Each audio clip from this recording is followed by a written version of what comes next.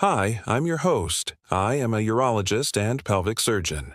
And if you're new here, I make videos every Monday and Friday covering urinary health, bladder conditions, sexual health, and much more. So if you like what you see, make sure you subscribe and share this channel with your friends. Today, we are going to talk about women's health. We've talked before about women's health in general, but today I wanted to focus on women's health across the lifespan, and things that are particularly important to focus on at each stage of life. So, starting from adolescence into early adulthood, things that are really important to focus on is reproductive health. That means having regular screenings and well-woman visits with your doctor. And this is really an opportunity to not only talk about sexual and reproductive health, but also preventative health measures that you can take to help prevent diseases later on in life. For example, STDs or sexually transmitted diseases are very common. And so making sure you use protection and get tested regularly for those is really important, because some of these infections can cause long-term health problems down the line. Also, if you are considering being sexually active, it's a great time to talk about contraception options.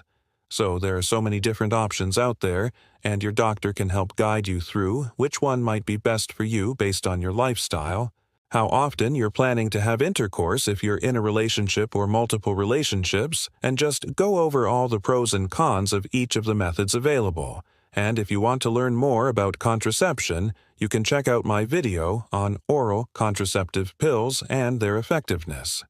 During pregnancy, there are certain nutritional needs that are very important to meet. First and foremost, folic acid.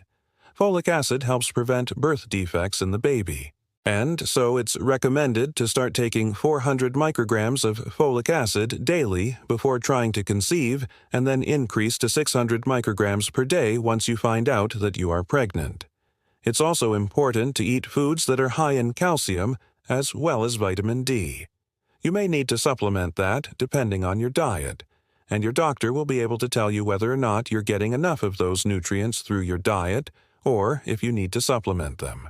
Also, prenatal vitamins are usually recommended to ensure you're getting all the necessary vitamins and minerals needed throughout the course of the pregnancy. In addition to that, it's really important to make sure that you don't consume alcohol, drugs, or smoke cigarettes during the course of pregnancy. All of these things can harm the developing fetus and lead to miscarriage or other complications during the pregnancy. If you are struggling with infertility, I do have a whole series on infertility and what you can do about it. Make sure you check that out. During the postpartum period, meaning after the baby is born, it's important to focus on self-care. This is a time where people are getting a lot of help from family and friends, but it's easy to put yourself last and forget to take care of yourself. Try to get as much rest as possible. Easier said than done when you have a newborn, but try to get as much sleep as possible. Eat healthy foods, stay hydrated, and don't forget to take your vitamins. And most importantly, don't be afraid to ask for help. There are lots of people who want to help, so let them help you. And if you are breastfeeding, I've got a whole video on breastfeeding and how to prevent sore nipples. Check that out. As women age, they are at increased risk for certain conditions. And so during your annual well-woman visits, it's important to screen for these conditions. The first one is osteoporosis. Osteoporosis is a disease where you lose bone density, making the bones more likely to fracture. And women are at higher risk, particularly after menopause, due to decreased estrogen levels. And so we screen for this with a bone density test, which you can watch my video about to learn more about that. And if you are found to have low bone density, there are things you can do to help prevent fractures. One is taking medications called bisphosphonates, which actually help increase bone density. And the other is doing weight-bearing exercise. Weight-bearing exercise is any type of exercise where your legs are working against gravity, like walking, jogging, climbing stairs, weightlifting. And so doing that regularly can help increase bone density and decrease your risk of fractures. The next thing to be aware of is cardiovascular disease. So cardiovascular disease is the #1 killer in women, And so it's really important to control the risk factors for cardiovascular disease, including high blood pressure, diabetes, high cholesterol, and smoking. And so if you are a smoker, please quit smoking. If you are a diabetic, make sure you keep your sugars in a good range. And work with your doctor to keep your cholesterol and blood pressure at a normal level. In addition to that, you should also be getting your screening tests done, including a mammogram starting at age 40, as well as a colonoscopy starting at age 50. And these are important to screen for other types of cancers, including breast cancer and colorectal cancer. And as women age, they're also at higher risk for depression. Depression can happen to anybody. But if you're noticing that you are feeling sad, depressed, having difficulty sleeping, concentrating or enjoying things that you used to enjoy, reach out to your doctor. Your doctor can help screen you for depression and help get you connected with mental health resources in your community. Another thing that can help with depression is exercise. Exercise releases endorphins, which have mood benefits. And so if you are able to do so, exercising regularly can help improve mood. If you are looking for ways to reduce stress, I have a whole video on stress and how to manage it. Make sure you check that out. Lastly, women are also at risk for other conditions like Alzheimer's disease.